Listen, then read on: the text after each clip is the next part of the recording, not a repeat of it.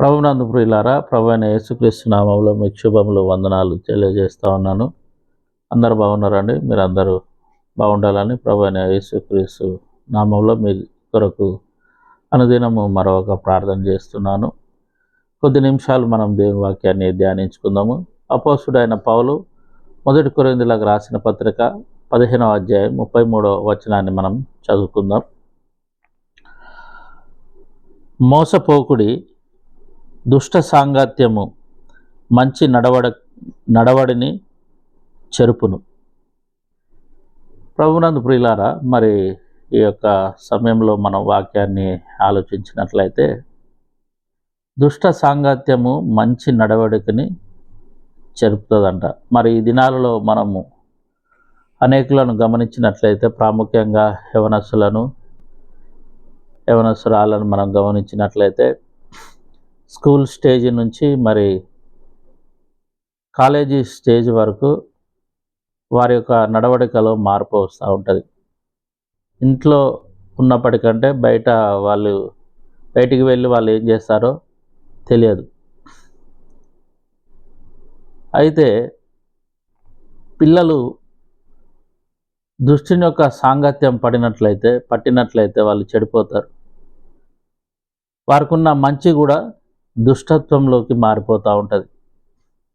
అందుకే తల్లిదండ్రులు ఇంట్లో మంచి మాటలు చెప్పినప్పుడు పిల్లలు విన్నట్టే చేస్తారు, కానీ వినరు. అయితే పిల్లలు ఎవరిని స్నేహితులుగా ఎంచుకునే ఆలోచన వాళ్ళు ఉండరు. ఎందుకంటే అందరూ స్నేహితులే కాబట్టి స్నేహితులతోని పరిచయం పెంచుకొని వారితో స్నేహం చేస్తూ ఉంటారు. అందులో మంచివారు ఉంటారు, చెడ్డవారు ఉంటారు. ఈ లోకము అంతా చెడుతోనే నిండిపోయింది. అయితే ఈ చెడ్డ ఆశలు, కోరికలను మంచివారిని కూడా చెడగొడుతూ ఉంటాయి. మన పిల్లలు మంచివాళ్ళుగా ఉండి లోకంలోనికి వెళ్ళి చెడిపోతూ ఉంటారు. కారణం ఏంటిదంటే దుష్ట సాంగత్యం. ఈ దుష్ట సాంగత్యం వారి యొక్క జీవితాన్నే మార్చివేస్తూ ఉంటుంది. చిన్నప్పటి నుంచి మనము మన పిల్లల్ని దైవికమైన ఆ రూట్లో పెంచకపోతే పిల్లలు వారి యొక్క జీవితాన్ని పాడు చేసుకునే అవకాశం ఉంటుంది. వాక్యం ఏమంటా ఉన్నదంటే, కీర్తన గ్రంథం 1వ అధ్యాయంలో, దుష్టుల ఆలోచన చొప్పున నడవక, పాపుల మార్గంలో నిలవక, అపహాసులు కూర్చుండున చోటున కూర్చుండక అని వాక్యం సెలవిస్తూ ఉన్నది.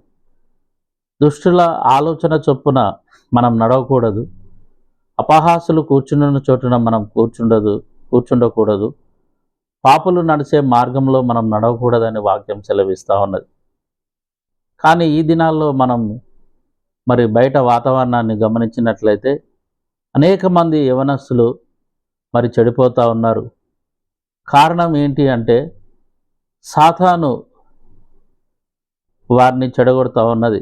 వారి యొక్క ఆలోచన విధానంలో, వారి యొక్క నడవడికలో మార్పు వస్తూ ఉన్నది. ఈ లోకాన్ని చూసినప్పుడు, మరి లోకం యొక్క పోకడ చూసినప్పుడు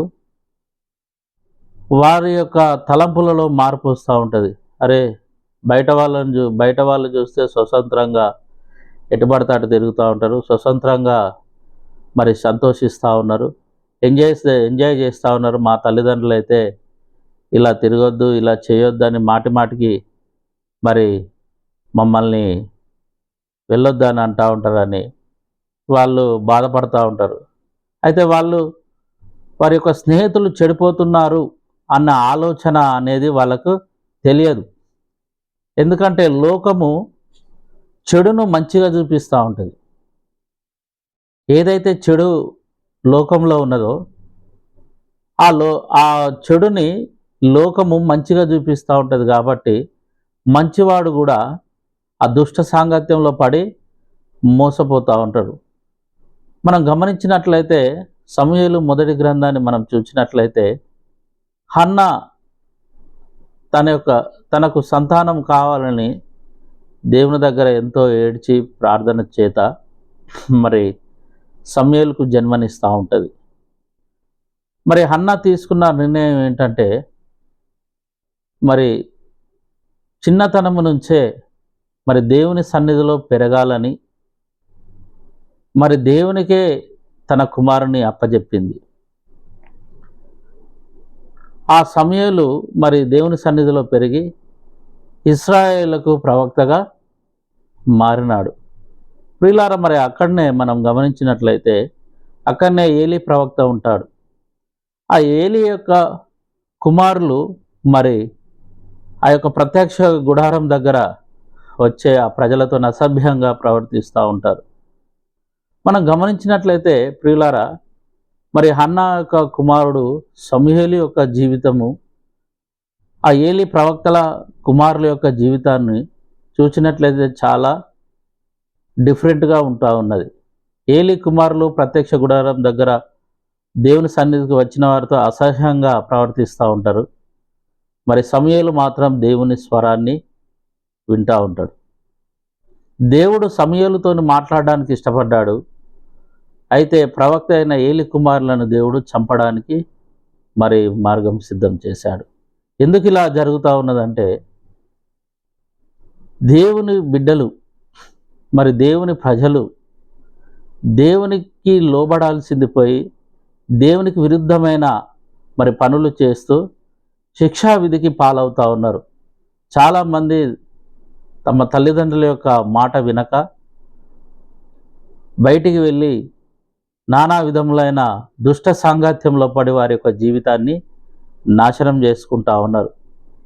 ఈ ఏలీ కుమారుల వలె దేవుని యొక్క ఉగ్రత వారి మీదకి వచ్చినట్లుగా వారు ఈ లోకం యొక్క మరి పాపము వారిలో ప్రవేశించినట్లుగా వాళ్ళు దుష్ట సాంగత్యాన్ని మరి ఏర్పరచుకుంటా ఉన్నారు. ఎంతోమంది జీవితాలు మనం చూసినట్లయితే యవనురాళ్ళు లోకంలో గంజాయికి అలవాటు పడుతూ తాగుడుకు బానిసలవుతూ వారి యొక్క యవన జీవితాన్ని మరి జైలు పాలు చేసుకుంటా ఉన్నారు. బానిసత్వానికి, పాపపు బానిసత్వానికి మరి వాళ్ళ యొక్క జీవితాన్ని అప్పజెప్పుకుంటా ఉన్నారు. కారణం ఏంటి అంటే వారి యొక్క తలంపులు, వారి యొక్క ఆలోచనలు, వారి యొక్క ఉద్దేశాలు అనేటివి మరి మారిపోతూ ఉన్నాయి. కారణం ఏంటిదంటే లోకంలో మరి సాతాను యవనస్తురాలను వాళ్ళని మరి చెడగొడుతూ ఉన్నది. ప్రియులారా, మరి వాక్యం మనకి ఏం బోధిస్తూ ఉన్నది? మనం చూసినట్లయితే హెబ్రీలకు రాసిన పత్రిక 12వ అధ్యాయం 7వ వచనం చూసినట్లయితే, తండ్రి శిక్షించని కుమారుడు మరి ఎవడు? పిల్లల్ని తల్లిదండ్రులు శిక్షించాలి. దేవుడు మనల్ని శిక్షించకపోతే మనము సరికాలేము. సామెతల గ్రంథము 13వ అధ్యాయం 1వ వచనం చూసినట్లయితే, తండ్రి శిక్షించిన కుమారుడు జ్ఞానం గలవాడు అని వాక్యం సెలవిస్తూ ఉన్నది.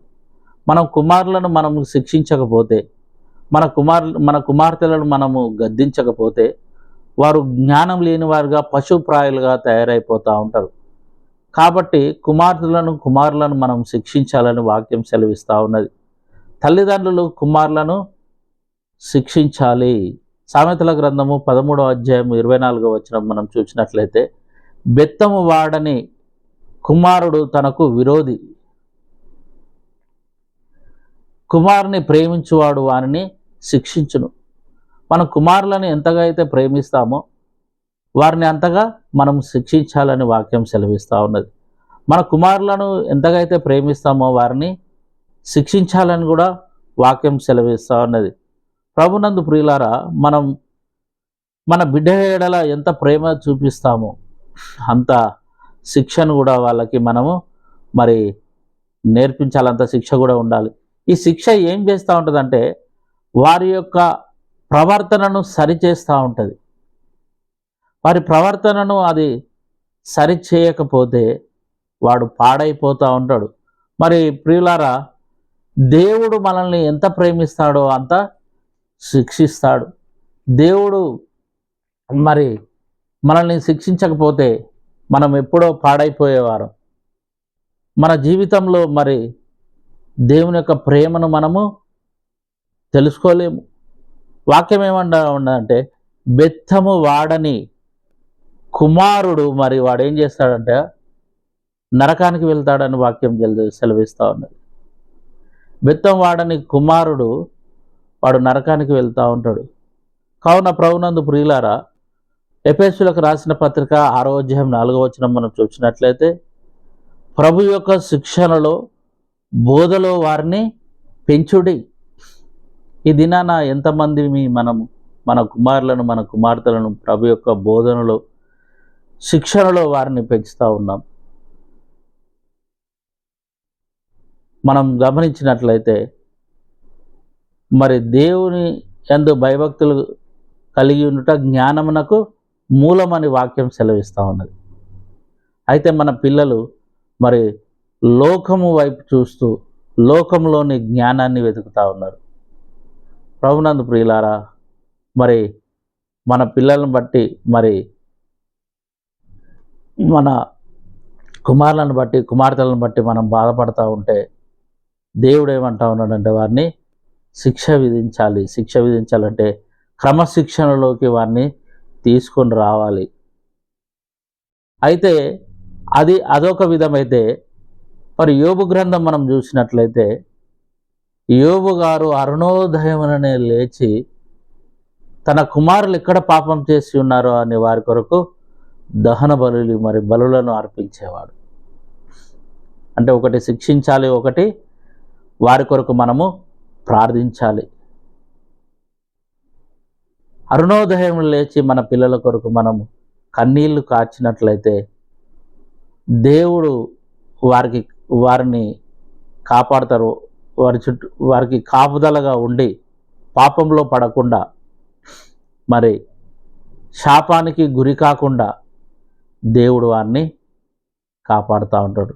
చాలామంది మరి కుమారులు కుమార్తెలు బట్టి ఎంతో దుఃఖిస్తూ ఉన్నారు ఈ దినాన. చాలామంది తల్లిదండ్రులు మరి కుమారుల యొక్క వారు చేస్తున్న ప్రతి పనిని బట్టి ఏడుస్తూ ఉన్నారు. ఎందుకంటే వారికి దైవికమైన భయం లేదు. దేవుని గురించిన మరి వాక్యం వారి యొక్క హృదయంలోకి వెళ్ళలేదు. ప్రార్థన తెలియదు, వాక్యం తెలియదు, దేవుణ్ణి ఎలా ఆశ్రయించాలో కూడా తెలియదు. కాబట్టి